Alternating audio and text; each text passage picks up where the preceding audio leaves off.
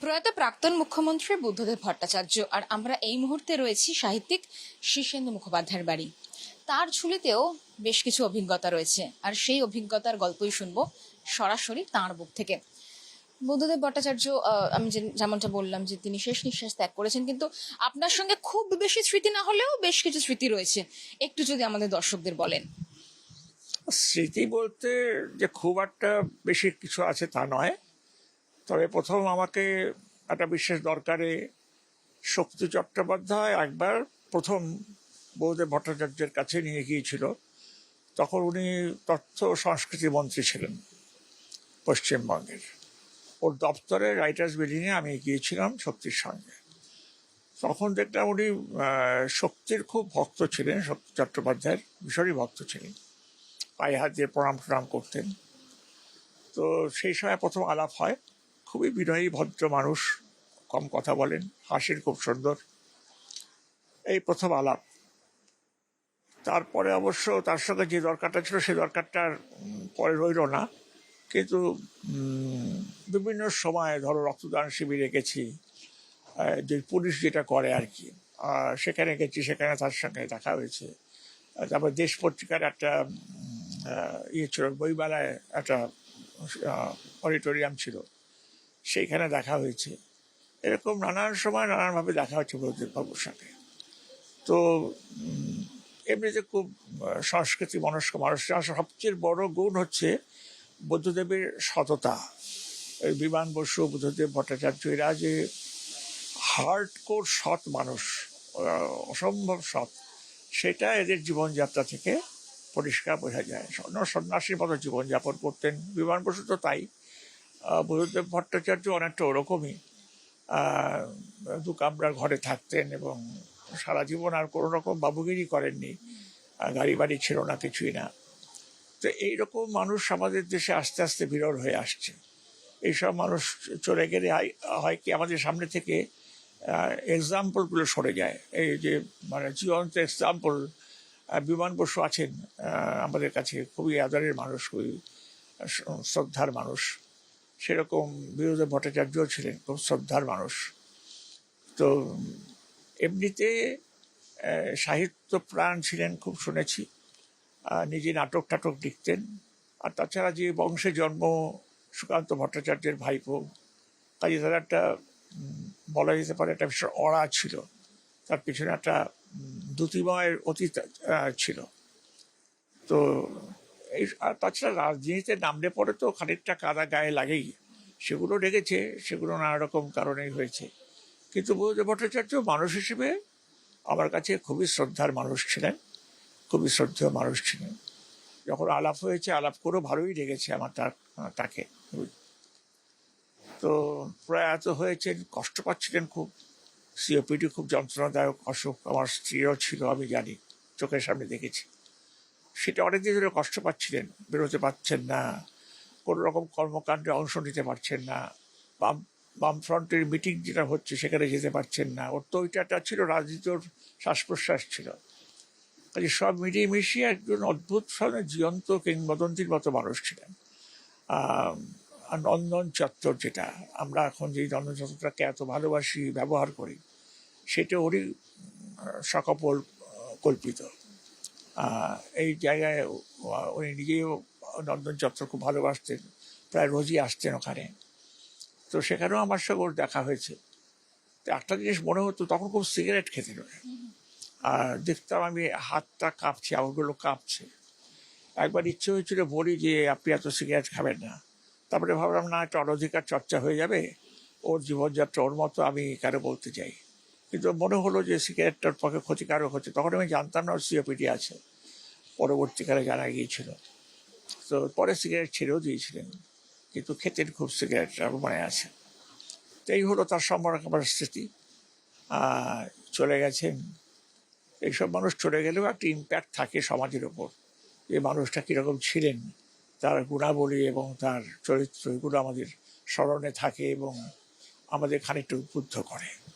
একটা জিনিস আপনি অনেকটা বললেন প্রথমে, এবং আপনার কথা প্রসঙ্গে আমার অনেক কিছু জানতে ইচ্ছে করছে। সেটা হচ্ছে যে শক্তি চট্টোপাধ্যায়, আপনি বললেন যে প্রথম যে আলাপ, সেই প্রথম আলাপে আপনার সাথে কোনো কথা হয়েছিল না? কথা হচ্ছে মানে নমস্কার টমস্কার করলে নেই আর কি, আর এতদিন আগেরকার কথা, কি কথা হয়েছিল সেটা মোটামুটি কত সাল হতে পারে আজ থেকে, মানে তাও কত বছর আগে? ধরো 30 বছরের কাছাকাছি, 30 বছরেরও বেশি কাছে, এতটা সে কি কথা হয়েছিল এখন আমার আর মনে নেই।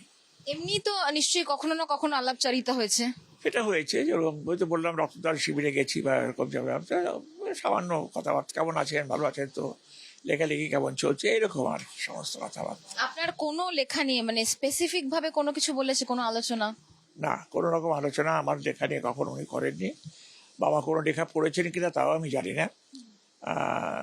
এইটুকু জানি যে একবার আনন্দ পাবলিশার্স বুদ্ধদেব ভট্টাচার্যকে কিছু বই উপহার পাঠিয়েছিল, তার মধ্যে আমার একটা বই ছিল, তাতে আমাকে সই করে দিতে হয়েছিল, এটা মনে আছে। তারপর সেটা যে পড়েছেন কিনা আমি বলতে পারবো না। আচ্ছা, আমি একটু অন্য দিকটা তুলে ধরি। সেটা হচ্ছে যে আমরা জানি একদম রাজনৈতিক ব্যক্তিত্ব ছাড়া এই যে শিল্পী, মানে শিল্পী বুদ্ধদেব ভট্টাচার্য, তার কাজের বাইরে তিনি নন্দন চত্বরেই ঘুরে বেড়াতেন। তিনি দীর্ঘদিন তথ্য সংস্কৃতি দপ্তরের মন্ত্রী ছিলেন। তো সেই জায়গায় দাঁড়িয়ে তার মানে শিল্পী বুদ্ধদেব ভট্টাচার্যকে আপনি কিভাবে দেখেন? দেখো, একটা প্রথম কথা বলবি, নাটক লিখতেন, নাটক অভিনয় হয়েছে, কিন্তু সেই নাটকগুলো তো আমার পড়া হয়নি, আমার দেখাও হয়নি, কাজে আমি বলতে পারবো না আপনি কেমন লিখতেন।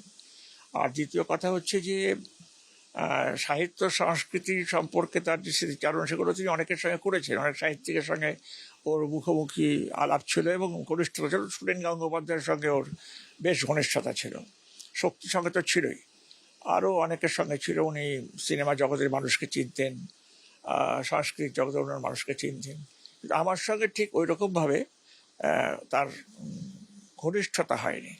মানে আমার সঙ্গে বসে অনেক আলাপ করেছেন সাহিত্য নেই বা কিছু নেই, এরকম কিছু হয়নি। সুতরাং আমি সেদিক দিয়ে বলতে পারবো না। তবে এটা জানতাম যে বুদ্ধদেব ভট্টাচার্য সাহিত্য মনস্ক, সংস্কৃতি মনস্ক মানুষ, এবং নন্দন চত্বর তার একটা উদাহরণ, যে সেটা একটা সাংস্কৃতিক পরিমণ্ডল তৈরি করার জন্য উনি নন্দন চত্বর তৈরি করেছিলেন। উনি নিজে সেখানে রোজ যেতেন। আর এটা একটা অত্যন্ত বাঙালির কাছে একটা মস্ত বড় উপহার, নন্দন চত্বর। নন্দনে অতগুলো হল আছে এবং এতগুলো সাংস্কৃতিক ইয়ে রয়েছে, কি বলে, কেন্দ্র রয়েছে ওখানে। ফলে সব দিক দিয়ে উনি একটা সংস্কৃতিবান মানুষ ছিল, এটা সন্দেহ নেই। আর সিঙ্গুর নন্দীগ্রাম আমরা প্রত্যেকেই জানি, অনেকে কলমও ধরেছেন সে নিয়ে। এবং শিল্পের দিকে যদি আমি আসি, সেই জায়গা দাঁড়িয়ে আপনি কেমন ভাবে দেখেন বুদ্ধদেব ভট্টাচার্যকে? দেখো, এগুলো তো অনেকটাই তোমার কি বলবো, গোদা প্রশ্ন। এগুলো সম্পর্কে কিছু বলতে গেলে এখন এত আলোচনা হয়েছে, এত সমালোচনা হয়েছে, এত নিন্দে হয়েছে, এত প্রশংসা হয়েছে, যেগুলো নিয়ে কিছু বলা যায়। তবে এটা ঠিকই তিনি বলতেন যে কৃষি আমাদের বর্তমান আর শিল্প আমাদের ভবিষ্যৎ, এই কথাটা তার স্লোগানের মতো ছিল। প্রচুর শিল্প আসুক বাংলা, এটা আপনি চেয়েছিলেন, যেরকম ন্যানো কারখানা সিঙ্গুরে, সেটা নিয়ে তিনি উঠে পড়ে রেখেছিলেন। কিন্তু কথা হলো, দেখো, শিল্পায়ন একদিক দিয়ে কর্মসংস্থান করে, আর একদিক দিয়ে বায়ু দূষণ বাড়ায় এবং পরিবেশ নষ্ট করে। আমি খুব একটা বড় শিল্পের সমর্থক নই। যাই হোক, সেটা তো আমার কথা, আমার কথা তো দুনিয়া চলবে না। কিন্তু এটা জানি যে উনি শিল্প আনতে চেয়েছিলেন, কিছু এসেও ছিল। আবার দুর্ভাগ্যজনকভাবে কলকারখানা অনেক বন্ধও হয়ে গেছে বামফ্রন্টের আমলে। এগুলো হয় সব এখন, এগুলো সমস্ত রাজনৈতিক ব্যাপার স্যাপার, এগুলোর মধ্যে আমার ঢোকার কোনো ইচ্ছে নেই। কিন্তু এটা জানি যে উনি শিল্প আনতে চেয়েছিলেন, কিছু এসেছিল, কিছু আসেনি। এবং তারপরে তো নন্দীগ্রাম সিঙ্গুর এই সমস্ত মিডিয়ে মিশিয়ে ওর পতনটাও হয়ে গেল রাজনৈতিক ব্যক্তিত্ব হিসেবে। তবে অনেকদিন বেঁচে ছিলেন, তারপরও পাওয়ারে আসেননি ঠিকই, কিন্তু যা করা সেটা করে গেছেন, যেটুকু করা সেটুকু করেছেন। সততা আপনার প্রথম উত্তরেই আমরা যেটা পেলাম যে উনি খুব সৎ, এই সততা। তো এখনকার দিনে দাঁড়িয়ে, এখনকার প্রেক্ষাপটে বাংলার রাজনীতিতে বুদ্ধদেব ভট্টাচার্যের মতো মানুষের কতটা প্রয়োজন বলে আপনি মনে করছেন? তো বললাম, সেটা প্রথমেই বলেছি যে প্রয়োজন, এরকম মানুষের প্রয়োজন, সৎ মানুষের প্রয়োজন। সৎ এবং বুদ্ধিমান এবং দূরদর্শী মানুষের যত সংখ্যা বাড়বে, তত আমাদের দেশের উন্নয়ন হবে, ভালো হবে, দেশের মানুষের কল্যাণ হবে। এখন যেভাবে আমরা রাজনীতিটা দেখি, আজ থেকে যদি আমরা 10 বছর 15 বছর আগে সেরকম ভাবে দেখা যেত না, মানে বিভিন্ন, আমি বলছি যে বিভিন্ন বিষয়, হিংসা থেকে শুরু করে কটু কথা। তো সেই জায়গায় দাঁড়িয়ে তো অবশ্যই বুদ্ধদেব ভট্টাচার্য একটা দৃষ্টান্ত।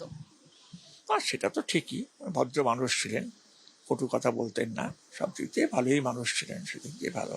কিন্তু দলের অনেকেই অনেক খারাপ খারাপ কথা বলতো, তাই এগুলো তো রাজনীতিতে হয়েই থাকে। আর একদম শেষে আমি একদম শেষ সাক্ষাৎকারের শেষ পর্যায়ে চলে এসেছি, নতুন প্রজন্মের কাছে এটা কি বার্তা হতে চলেছে? দেখো, এখন নতুন প্রজন্মের কাছে যারা বিগত, তাদের কোনো বার্তা নেই এবং তারা প্রভাবিত হন না। আজকালকার সময় পাল্টে গেছে। এখন একজন মানুষ প্রয়াত হওয়ার পর তার আর কতখানি ইম্প্যাক্ট থাকবে বলা খুব মুশকিল। হয়তো যারা বয়স্ক মানুষ, তাদের কাছে খানিকটা স্মৃতি আছে, আর যারা অল্প বয়স্ক, তাদের কাছে তো স্মৃতি নেই। বুদ্ধদেব ভট্টাচার্য অনেক দিন ধরেই নিষ্ক্রিয় হয়েছিলেন, কাজে সেটা খুব একটা কাজ করবে বলে আমার মনে হয় না। সেই যুগ পাল্টে গেছে। আর আপনি প্রথমে যেটা বললেন যে একদম নন্দন চত্বরে ঘোরাফেরা, যখন তিনি তথ্য সংস্কৃতি দপ্তরের মন্ত্রী ছিলেন, শিল্প মনস্ক বা সংস্কৃতি মনস্ক ছিলেন, সেই বাবুগিরিটা ওনার মধ্যে দেখা যেত না। এখন কি মনে হয় যে সময় অনেকটা পাল্টেছে? না, বাবুগিরি এখনো যে করে লোকে তা নয়। সিম্পল পোশাক পরতেন, এখন যারা রাজনৈতিক নেতা আছে তারাও সিম্পল পোশাক পরেন। আর বাবুগিরি বলতে তুমি যেটা বোঝাচ্ছ সেটার মানে আমি বুঝলাম না, কারণ প্রথম কথা উনি বাবুগিরি করতেন না। ভদ্র একজন বাঙালি, মধ্যবিত্ত বাঙালি যেরকম ভাবে চলেন উনি সেরকম ভাবেই চলতেন। এখনো যারা নেতা টেতা আছে তারাও খুব একটা যে পোশাক আশাক পরছেন বা খুব একটা বাবুগিরি করছেন এমন নয়, ঠিকই আছে, সব দিক দিয়ে ঠিক আছে। সময়ের সঙ্গে সঙ্গে সবকিছু পাল্টে গেছে। হ্যাঁ, পাল্টে গেছে। একদম। আমি শীর্ষেন্দু মুখোপাধ্যায়ের কাছ থেকে অনেক কথাই শুনলাম, এবং তিনি যেটা বললেন যে তার যেটা মনে পড়ে যে তিনি ধূমপান করতেন, অর্থাৎ বুদ্ধদেব ভট্টাচার্য প্রচন্ড ধূমপান করতেন। পরবর্তী ক্ষেত্রে জানা গেছে তিনি সিওপিডি পেশেন্ট।